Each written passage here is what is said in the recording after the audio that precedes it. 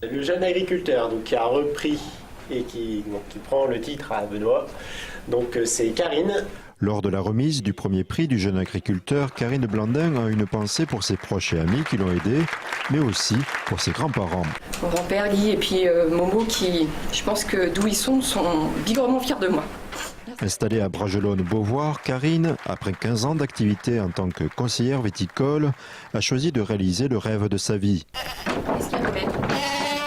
Qu'est-ce qu'il y a ? Eva ? Bah oui. Je crois que l'élevage c'était quelque part un rêve de petite fille. J'ai mes grands-parents paternels qui ont été éleveurs laitiers en Normandie et même si je les ai pas connus dans leur activité, je crois qu'il y avait cette espèce d'image d'Épinal qui me faisait un petit peu rêver, quoi.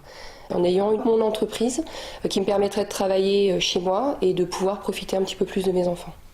Karine a sauté le pas en juillet 2009 en amorçant son parcours à l'installation. En septembre 2011, 32 chevrettes sont là, ou plutôt à côté de chez elle.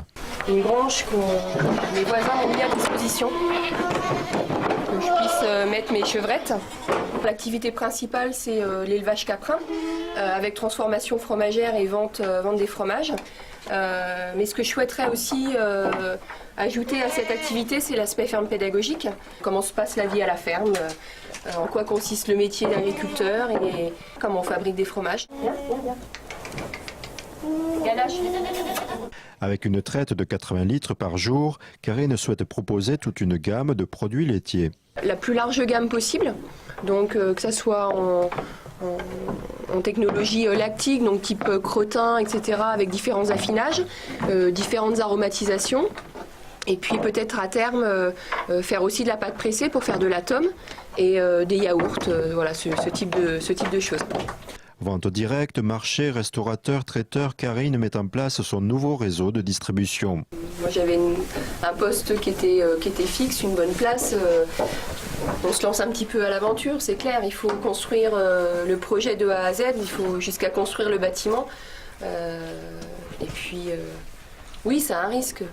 Un risque, soit, mais le concours du prix du jeune agriculteur l'a rassuré. Première chose, c'était de pouvoir confronter ce projet-là aux professionnels du secteur. Si vraiment ça tient la route et si c'est réalisable, quoi. À travers ce prix, il y a toute la reconnaissance des exploitations caprines dans l'Aube, ce qui n'était pas franchement le cas jusqu'à aujourd'hui. Donc ça, je pense que c'est une vraie victoire pour les gens qui élèvent des chèvres dans le département depuis des années. D'ailleurs, Karine continue à rencontrer ses homologues afin d'obtenir des conseils avant le démarrage de son activité prévue en mars 2012.